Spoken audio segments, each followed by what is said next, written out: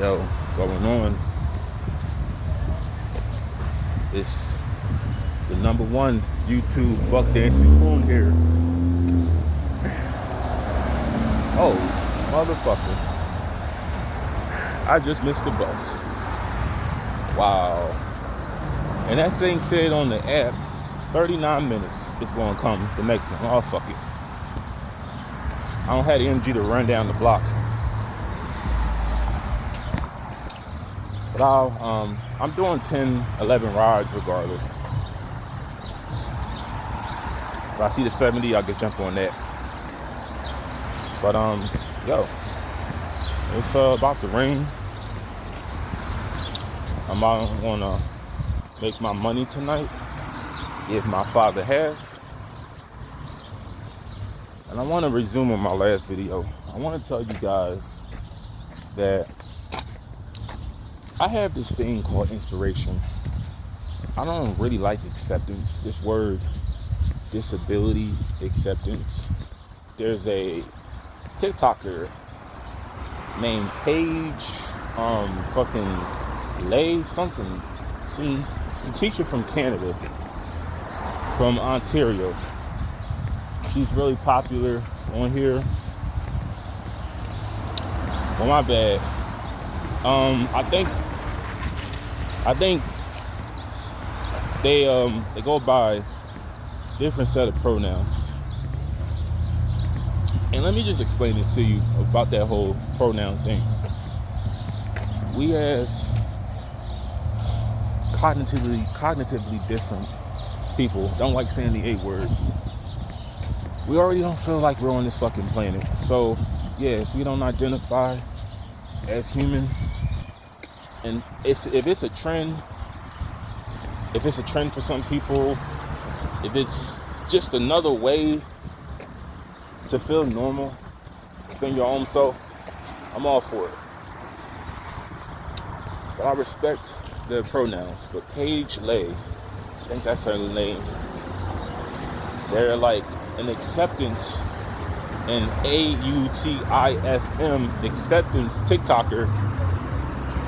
And I don't believe in acceptance at all. Even being black, I don't want you to accept me. What I really look for is inspiration. Because let me just tell you like this. Nobody accepts anybody that isn't one of them. Okay? No one accepts anybody that isn't one of them. So I'm not looking for acceptance. I'm looking for inspiration. And with inspiration, I named 3 people. Jasmine Bean, Adrian Lamo, Elon Musk. Now 2 more I can think off on the top of my head. Now this is coming to a surprise, but this is like early on during the time I was realizing what my identity was, what my condition. Wikipedia was, like I said, my guide to everything. I had a evaluation done 5 years ago, almost 5 years ago in August. Y'all know the story with that. But there was a American Idol contestant who was like the top 10 finalists on the show. His name was James Durbin. And I was really intrigued by him because he didn't come off like the stereotypical AUTISM individual. By the way he talked, by the way he would conduct himself, he didn't have like a flat robotic voice. He talked like you wouldn't even know that he had AUTISM.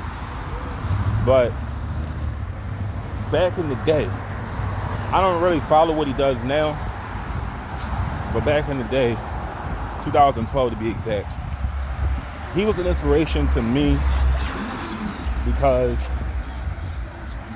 he didn't fit none of the stereotypes. And he was, in my eyes, living a good life. I listen, 2 songs I know by him: Parachute, Stand Up, and Love Me Bad. Those are 3 songs I listen to.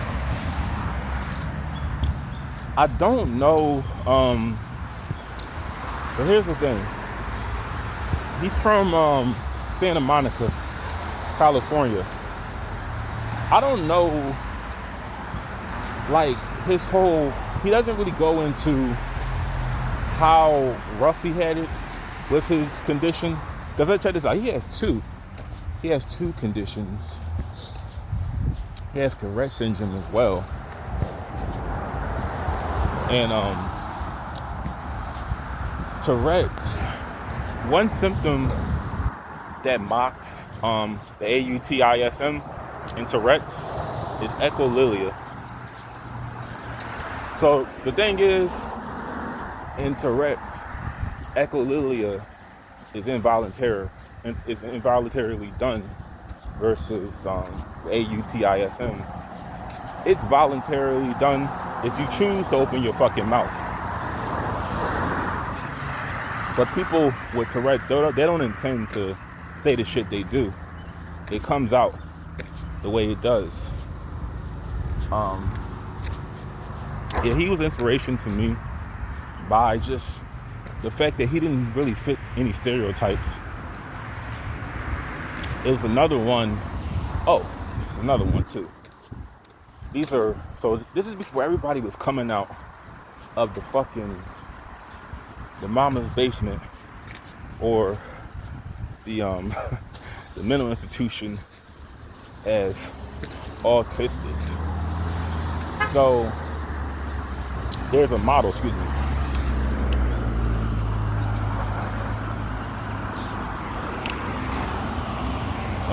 Sorry about that. There was a model named Heather Kuznick. She was on American Idol. America's Next Top Model. And she was open about it. She said around 15, she found out. And, well, they said 13 then 15. But she was another one. I was inspired by her because understand, back in the day, it wasn't a whole lot of people. It wasn't like a whole lot of inspiration. It was very few people that were they had careers, that had a livelihood, that were doing their thing, and they got attention. It wasn't a whole lot of people like it is now. Everybody's just claiming that shit.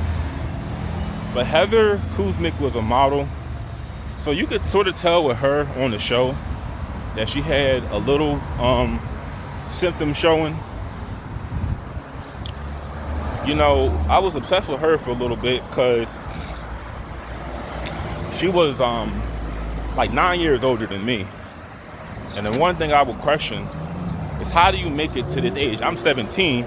I'm a young man. I'm trying to figure out, how do they make it to their 20s without giving up? I'm gonna do another part of this.